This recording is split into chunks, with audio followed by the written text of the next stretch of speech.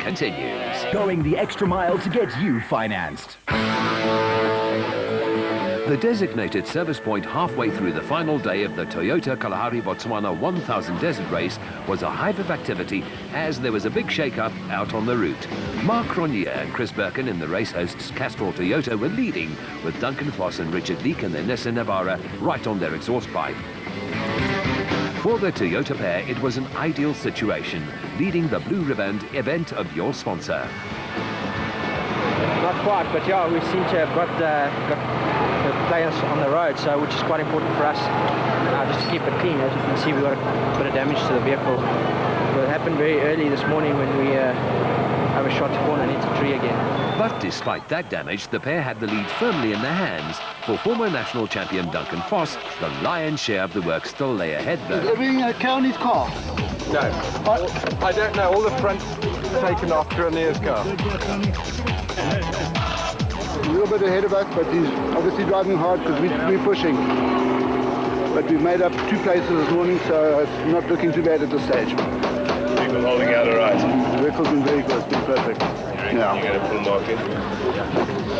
Well, I don't know, it'd be reasonably easy to get close to him, but to pass him is another story. It's with the dust and there's no wind to help us, so we'll see. We'll have to try and force him into a mistake. So Foss knew exactly how to apply the pressure. Mark Corbett was also in contention. Going well, we still have to lean on quite a few trees to get where we want to, but we started 26th yesterday and now we're up to 3rd overall. Yeah, the guys are it's really rough out there and tight.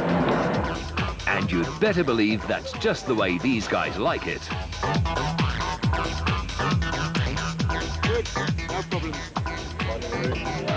It's rough now, but it's no more dust, so it's a lot better. It can go a lot quicker than we did yesterday. And no problems with the car at all. For Brandon Harkis, it was a good first half. Yeah, good. A lot better than yesterday. Not so much dust. I don't know the times yet, but I think we're 4th. I'd like to know the times before I can really say anything, but the car's excellent. Took really good care of it yesterday. Having started 17th in the dust was just a nightmare. So you never know. We've got 250 k or 230 k's to go. Excited about what's left of the race. We've passed 2 guys coming in. Obviously Hannes had a problem and so has Hugo, but that's how it goes for 1,000 kilometers. You can't have it your own way all the time, and we've definitely conserved the car. I'd like to know the times now, and then we can decide if we can push or not. After their compulsory stop at the DSB, the lads were off again, and it wasn't long before the first special made its appearance. The Sulwalds were still firmly in control. Despite the testing terrain, they were loving it. It's quite rough still. Actually rougher than yesterday, obviously. And I'm not sure where we are at the moment, but we're going okay, and hopefully now it's the last shift to Game City. So hopefully we'll get there in one piece. And that there is the art to off-road racing, marrying pace and conserving the car, all into one package. For the Total Motorsport lads, it was good fun. All right, it's very rough today, but smooth run so far, a lot of dust, but lekker, yeah. Yeah, we've passed Bevan and Evan so far, yeah. So this morning's run was quite nice, but the dust is the madness. It took us about 70, 80 k's to get past Evan, who was in front of us, and it took us another 70, 80 k's to get past Evan. So you can't see where you're going, and like I say, it's a tight and twisty course, and you got to watch where you're going as well for punches. And so right now the car is 100%, and we're looking forward to the run back home. But judging by the red and tired eyes, the dust factor was taking its toll, and that would in turn affect concentration. Yeah, we're having a good run, eh? Today's the day, so the next 250 we're going to really turn it on. Hopefully catch some guys. Yeah, very dusty, but nice, eh? Enjoying it, eh? A lot smoother than last year, put it that way. Gibson and Brown were indeed very solid and in with a top 5 place. For Bevan Berthold, it was a game of catch. We started quite far behind. I think we made up quite a bit of time, but we just have to bring it home. And the new car is going nicely, and the fans are loving the Toyota out there, so it's all part of the fun, you know. At this stage, it's going quite well. On no major mission, just to come home, have a nice prize giving. It's a great event. The Ford camp were pleased as the big Ford Ranger had gone smoothly after a few hiccups on the first day. Yeah, excellent. Helps when we don't have any problems. The car's good. It's fantastic, in fact. Yeah, no, it's going very nicely. And the track's whooped out nicely. It's broken up nicely, so the suspension's fantastic. It really is good. So we're having a lot of fun.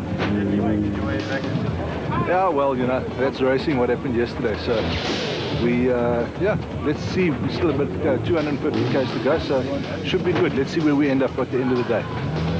For the Nissan boys, some hard labour lay ahead as they jacked up Tollefson's Navara. The noises were not good and the sights were even worse.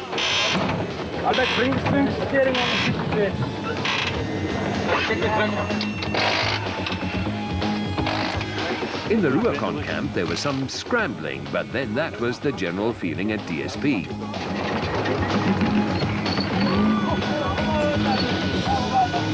For Musaji and Bodanya, the lads were feeling strain. Very rough and very tough, and it's taking toll on all of us, the body and the car. Yeah. But otherwise we're enjoying it, and we're just taking it home now, hopefully. All right, any problems with the car? Today the only problem we had was we had a puncture on the rear wheel, and then our jack managed to fall off the car, so it was a bit of a mission trying to get it sorted. But eventually we got here, and now we're looking for the end, the finish line. Most of the drivers, navigators, pit crew and support staff all had that thought in mind as the cars were fired up to start the homeward leg over 240 kilometres. Peckham and Santoro were looking for a win in Class E. Vehicle and asset finance from ABSA. Going off the beat, overcoming all obstacles. The Toyota Kalahari Botswana 1000 Desert Race continues, and after almost 1,000 kilometres of racing, it was Marc Rognier and co-driver Chris Birkin who were leading the whole shootout, albeit with a slightly modified Hilux. Force and his nav, Richard Leake, as 7-time champion here at the Desert Race, were closing the gap. But, as he said, overtaking in the dust was not the easiest thing to achieve.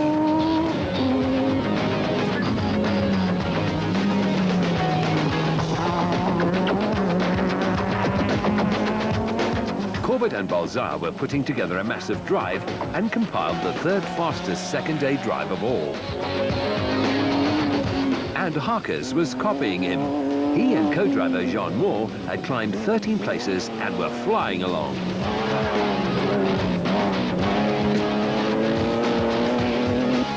Cully and Quinton Solwald were still setting the pace in the specials and galloping along, but behind them the gap was closing.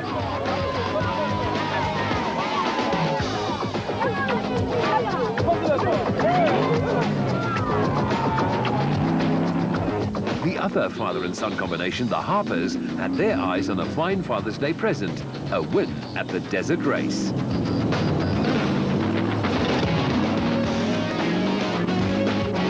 Chris Visser and Yapi Badenhorst were still steady as she goes and ready to pick up the pieces should any fall apart. Little did they know.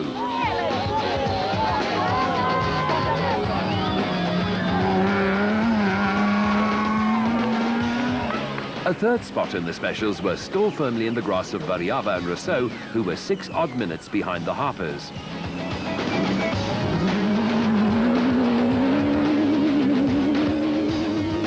Hutchison and Bergman in the motorized bat have not exactly had the best of seasons, but here in the African bush, they seem to have things turned around with 2 very good days.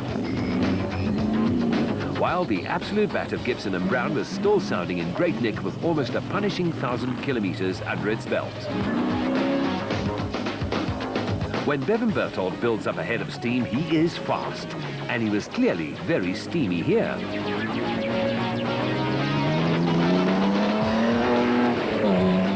While his older brother Gary was just behind him, pushing hard to get back into the top 5.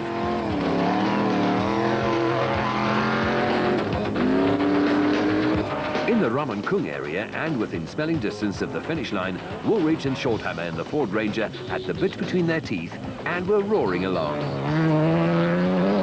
However, at the front, Foss and Leake had passed a stricken Cronje and Birkin, who had hit a donkey, and in the subsequent mayhem had hit a tree stump, All this 65 kilometers from the finish. Vos is not a man who looks a gift horse in the mouth, and he floored it. Leek was overjoyed. It would mean an 8th win for this former SA champion here in the Botswana Sand. Cronje's disaster elevated Corbett and Balzar's Nissan Navara to 2nd after they had driven with great care and reserve early on, from 26th all the way up to 2nd. It was a testimony to driving with head and with foot in check. The Sulwolds were being put under increasing pressure by the Harpers, but their 1 minute and 26-second margin was solid enough. Even if this wrong slot here would have made them feel a little bit more nervous.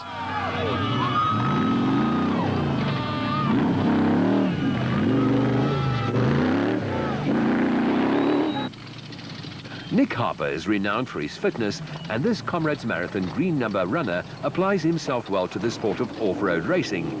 However, they just couldn't catch the Sulwolds.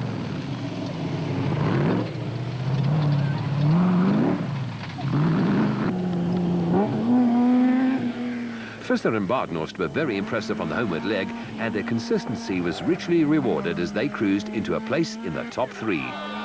The Castrol Toyota pair were 10th overall after the prologue and impressed friend and foe.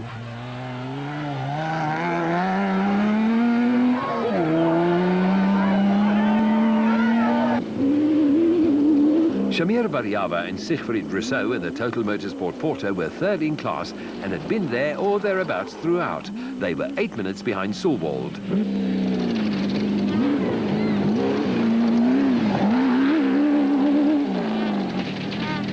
But this wrong turn here didn't help a lot as they were trying to catch the Harpers in 2nd.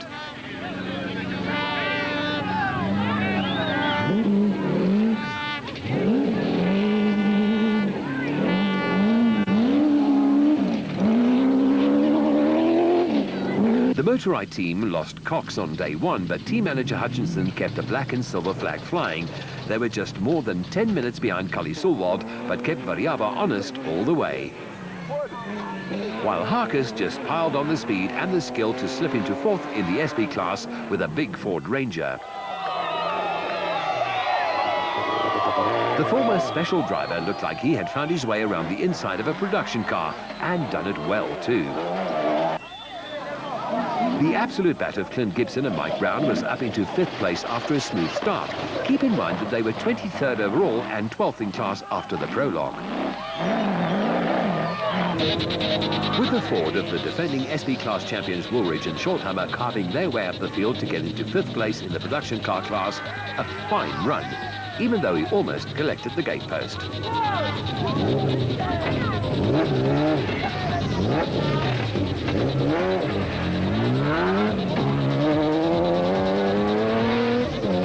Marsh and Groenewald got the region racing lads and lasses smiling with a good performance. They were up into 6th in class, but that pesky post could have been the end of the road.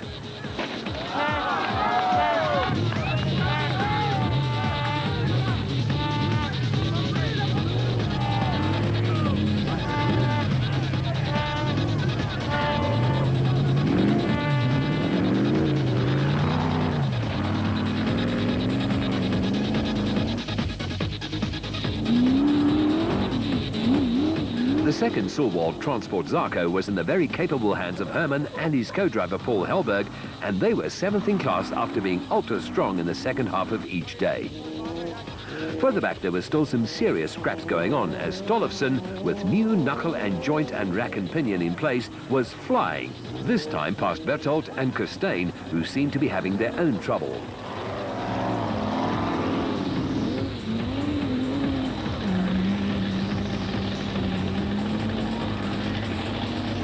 Whitehouse and Langton had slotted into 8th place after being 28th at the start, and were also a revelation with a very steady drive. With the brothers White, David and Gary in 9th, just 6 minutes further back.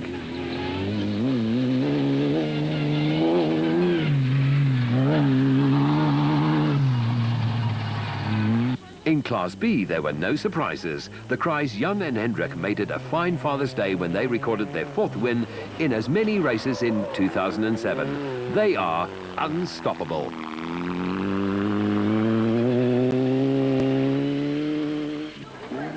Cronje and Birken ground to a halt, but when Berthold hit the same stump as they did, they stole some parts off the Hilux and limped to the finish line in 7th place. A good recovery. Bess Besaidnout and Johan de Bruin were next in the specials. Their Odenko bat in 11th place, but second in the B class, 26 minutes behind the Cries.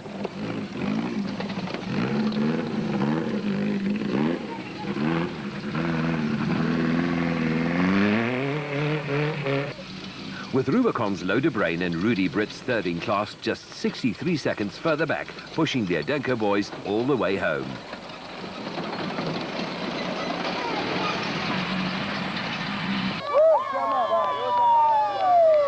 In 8th overall, it was the ever-improving Bloemfontein-based Rubicon crew of George and Sharon Barkhuizen who were 38th overall at the start of the race proper.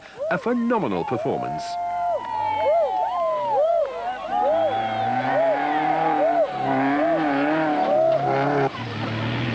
And Ford fans would have been very pleased to see Peckham leading the Nissan of Zermatten, but not for long, as the Ryobi man and his brother Morris streaked by to take the lead in Class D.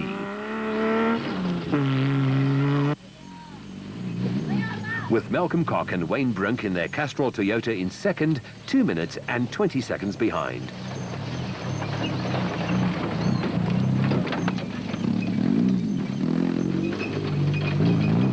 Their stablemates Brian Martin, racing in Class E, was in turn just 10 minutes down on Peckham and was still hoping to close the gap before the post.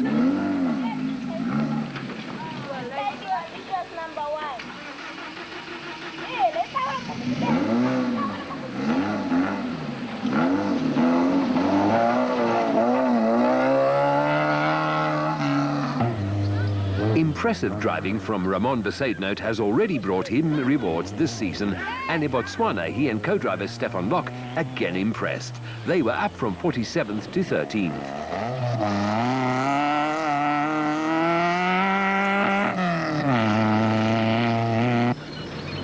While newcomers Cor van Os and Eric van Poel were giving Ford a lot to be happy about in the race for manufacturers' points.